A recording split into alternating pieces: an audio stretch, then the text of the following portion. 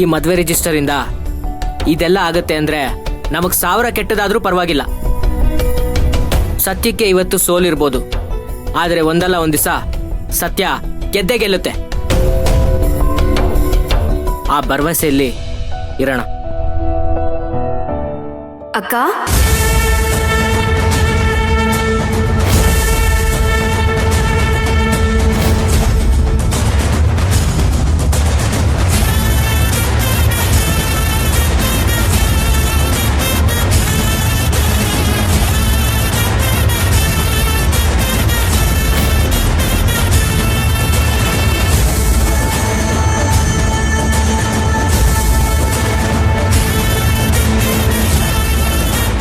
ಅಕ್ಕ, ನಾನಿನ್ ಹೊರಡ್ತೀನಿ.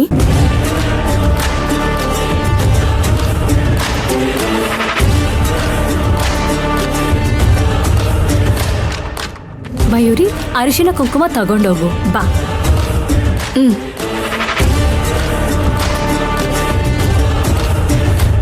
ಮಯೂರಿ ಬಾ, ಕುತ್ಕೋ ಮಯೂರಿ. ಬಂದೆ ಇವಾಗ.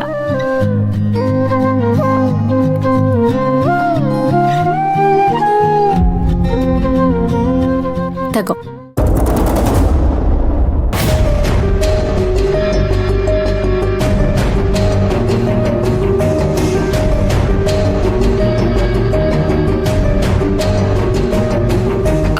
ಏನಕ್ಕ ಇದು? ದುಡ್ಡು?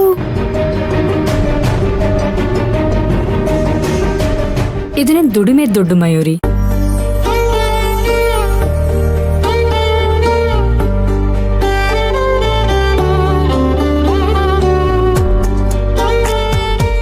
ಅಕ್ಕ, ನಾನಿನ್ನು ನಿಮ್ಮ ಹತ್ರ ಕೆಲ್ಸ ಕೇಳಿದ್ದೀನಿ ಅಷ್ಟೇ.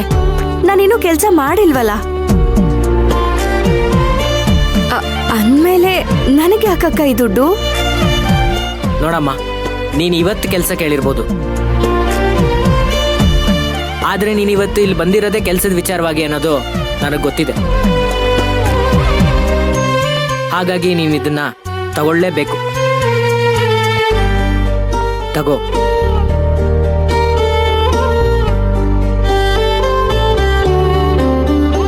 ಮಯೂರಿ, ನಿಜ ಹೇಳ್ಬೇಕಂದ್ರೆ ಇವತ್ತು ನನಗೆ 2 ಆರ್ಡರ್ ಬಂದಿತ್ತು. ನಾನು ಒಬ್ಳೇ ಆಗಿದ್ರೆ ಅದನ್ನ ಕ್ಯಾನ್ಸಲ್ ಮಾಡ್ತಿದ್ದೆ. ಅಷ್ಟ್ರಲ್ಲಿ ನೀನ್ ಬಂದಿಯಲ್ಲ, ಆ ಧೈರ್ಯದಲ್ಲೇ ನಾನು ಒಪ್ಕೊಂಡೆ. ಹಾಗಾಗಿ ಇದ್ರಲ್ಲಿ ನಿನ್ಗೂ ಶೇರ್ ಕೊಡ್ಬೇಕಲ್ವಾ? ಈಗಿದ್ದ ನೀನ್ ತಗೊಳ್ದೆ ಹೋದ್ರೆ ನನಗೆ ತುಂಬಾನೇ ಬೇಜಾರಾಗುತ್ತೆ. ತಗೋ.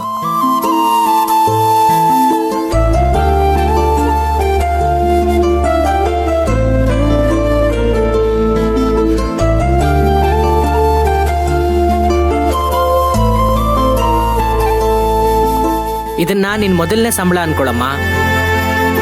ಇನ್ನು ಮುಂದೆ ನಿನ್ ಕೈಗೆ ಲಕ್ಷ್ಮಿ ಹೀಗೆ ಬರ್ತಾ ಇರ್ಲಿ.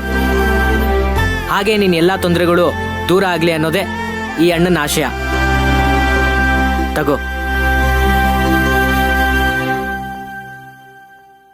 ತಗೋ ಮಯೂರಿ.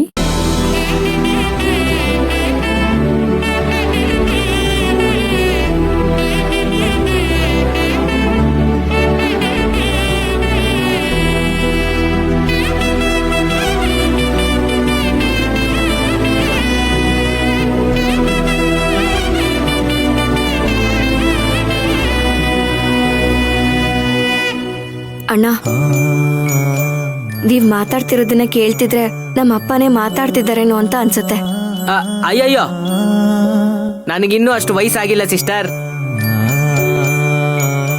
ಅವರು ಹರಿಸಿರೋ ಬೇವರಷ್ಟು ನಾನಿನ್ನೂ ನೀರು ಕುಡ್ದಿಲ್ಲ. ಹಾಗಾಗಿ ನಾನು ಅವ್ರಿಗೆ ಯಾವ ವಿಷಯದಲ್ಲೂ ಸಮ ಆಗೋದಿಲ್ಲ. ನನಗೆ ಅವ್ರ ಆಶೀರ್ವಾದ ಇದ್ರೆ ಸಾಕು.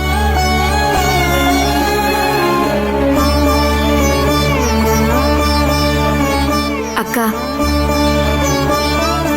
ಅಣ್ಣನ್ ತುಂಬಾನೇ ಒಳ್ಳೆಯವರು. ಅವ್ರನ್ನ ಚೆನ್ನಾಗಿ ನೋಡ್ಕೊಳ್ಳಿ. ಅವ್ರನ್ನ ನಾನೇ ನೋಡ್ಕೊಳ್ಳೋದು. ಹೆಸರಿಗೆ ಮಾತ್ರ ನನ್ನ ಹೆಂಡತಿ ಅಷ್ಟೇ. ಅವ್ರ ಯೋಗಕ್ಷೇಮನೆಲ್ಲ ತಾರಕಣ್ಣನೇ ನೋಡ್ತಿರೋದು.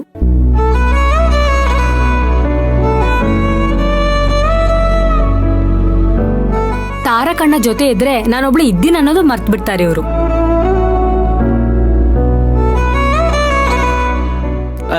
ಮತ್ತೆ ನೀನು ಇವಾಗ ಬಂದಿರೋದು.